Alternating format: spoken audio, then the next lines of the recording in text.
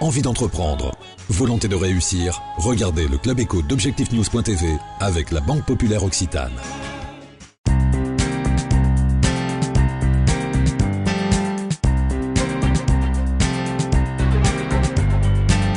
Bonsoir, bienvenue dans le Club Éco d'Objectif-News.tv. Nous recevons ce soir le président régional du MEDEF, Daniel Thébault. Bonsoir. Bonsoir. Rentrée difficile, climat social compliqué. Encore la semaine dernière, la forte mobilisation du 23 septembre. Daniel Thébault, vous qui êtes aux côtés à la fois des entreprises, mais aussi dans le dialogue avec les salariés, comment voyez-vous l'issue de cette question des retraites ? Écoutez, l'issue des retraites, pour moi, il n'y a qu'une seule issue de toute façon, c'est la proposition qui est faite aujourd'hui et portée par le gouvernement, sachant que ça a été bien sûr énormément discuté en amont entre les parties prenantes, donc MEDEF, syndicats de salariés, et il n'y a pas beaucoup d'issues quand on regarde la réalité en face, la démographie, le nombre de cotisants par retraité, tout ça sont des indicateurs qui font que la décision prise aujourd'hui est la bonne. Pour vous, Daniel Thébault, qu'est-ce qui bloque encore finalement pour qu'on trouve un accord définitif ? Écoutez, honnêtement, trouver un accord définitif, c'est un bras de fer quand même aujourd'hui. Vous parlez de climat, de rentrée sociale. Donc effectivement, il y a une pression très forte aujourd'hui sur le gouvernement en cette rentrée. Il faut absolument maintenant que le gouvernement sorte par le haut de cette réforme. Mais je crois qu'il va être obligé d'imposer la retraite, la réforme de la retraite. Est-ce qu'aujourd'hui, justement, imposer cette réforme de la retraite, c'est indispensable aussi ? Est-ce qu'il y a une inquiétude chez les patrons, les chefs d'entreprise, de voir des grèves et des manifestations s'enlicer, alors qu'on est dans un moment où on est plutôt dans un redémarrage, reprise est peut-être un mot fort, mais dans un redémarrage d'activité où il ne faudrait peut-être pas que le pays soit immobilisé de grève. On surveille ça de près, bien entendu, mais on n'a pas vraiment de crainte particulière. On pense que les syndicats de salariés maintenant sont plus responsables qu'à une époque. Ils connaissent la situation économique du pays et des entreprises. Ils ont déjà prévu que s'ils faisaient une autre grève, ça serait un week-end pour ne pas pénaliser les entreprises et les salariés. Donc je pense que tout ça va dans le bon sens. Donc on n'est pas inquiet sur le climat social à venir, mais bien sûr nous sommes vigilants par rapport à tout ce qui pourrait bien sûr arriver aujourd'hui en France. Alors, si on met de côté la rentrée sociale, la rentrée économique, bien entendu, en tant que président régional du MEDEF, vous êtes, j'allais dire, au quotidien, aux côtés du tissu économique et des entreprises qui structurent notre région. Quel est le moral ? Et si on parle aujourd'hui que les entreprises ne reculent plus, qu'elles ne stationnent plus et qu'elles recommencent à repartir, est-ce que c'est vrai pour toutes les filières ? Alors, pour toutes les filières, non, mais c'est vrai que tous les signaux sont ouverts. Donc c'est important de dire que toutes les tendances sont positives maintenant. Donc on a bon espoir de revenir dans un an peut-être à un niveau d'avant la crise. Vous voyez, mais ce n'est pas immédiat.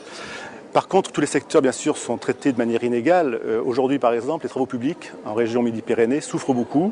Ils ont un déficit de commandes publiques pour faire des grands travaux. Donc beaucoup de PME, PMI qui travaillent dans ce secteur-là souffrent énormément. On a aussi le secteur de la mécanique, comme je parle dans la région, dans la mécanique vallée, un petit peu partout, qui souffre aussi. Et donc il y a certains secteurs qui n'ont pas encore redémarré, mais on espère pour eux que ça va redémarrer dans l'année qui vient. Daniel Thébault, la présidente Laurence Parisot s'est faite réélire pour un nouveau mandat. Je sais que vous faites partie quand même de ses proches, notamment à Paris au sein du comité directeur. Quelles sont pour vous les actions nécessaires, les priorités dans cette nouvelle mandature de Laurence Parisot ? Écoutez, on a plusieurs actions et l'université d'été du MEDEF portait sur la mondialisation en quelque sorte. Et je crois qu'il faut que toutes nos entreprises, y compris en Midi-Pyrénées, s'ouvrent sur l'international.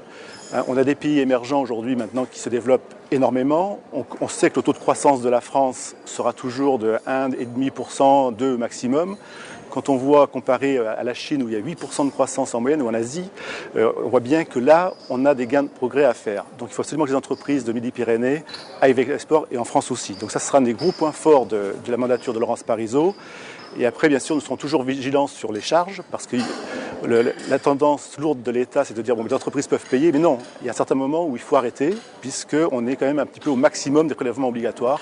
Donc c'est un petit peu notre deuxième cri d'alerte. On dit attention à ne pas aujourd'hui mettre des boulets aux petites entreprises françaises. Là, c'est une alerte sur la préhension en effet que le plan de rigueur ça impacte en tous les cas la fiscalité des entreprises. Voilà, par exemple. Vous, ça serait lourdement pénaliser la compétitivité des entreprises ici en France. Voilà, donc c'est le deuxième mot, effectivement, c'est la compétitivité. On va se battre sur tous les fronts pour que la compétitivité de nos entreprises soit meilleure donc, pour l'année qui vient. Alors revenons sur la compétitivité de notre territoire, ici en région Midi-Pyrénées. René Ricol est venu lundi dernier en visite ici dans notre région pour identifier quels pourraient être les grands projets dans le grand emprunt, renommé investissement d'avenir. Pour vous, quels sont les enjeux majeurs que doit obtenir la région Midi-Pyrénées? Je sais que vous êtes un ardent défenseur de l'IRT.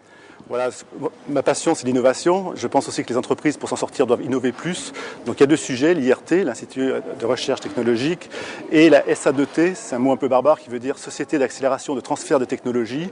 Donc la région a postulé sur ces deux sujets, sur des fonds d'amorçage, enfin sur plein d'autres, qui permettront l'émergence de nouvelles sociétés toulousaines, donc dans tout ce qui est nouvelles technologies, biotechnologie, green technology, puisque maintenant c'est un mot dans le langage commun pratiquement. Et donc on espère que la région sera bien dotée en innovation pour créer de nouvelles entreprises et donc que nos entreprises se développent.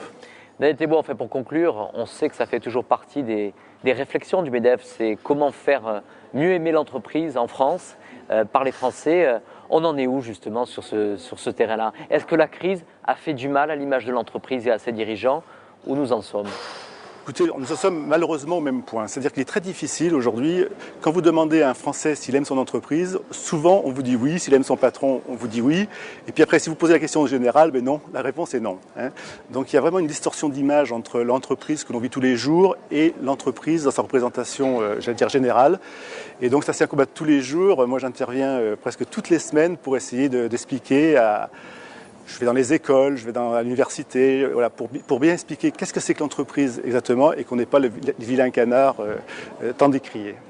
Merci Daniel Thébault d'avoir répondu à notre invitation. Merci.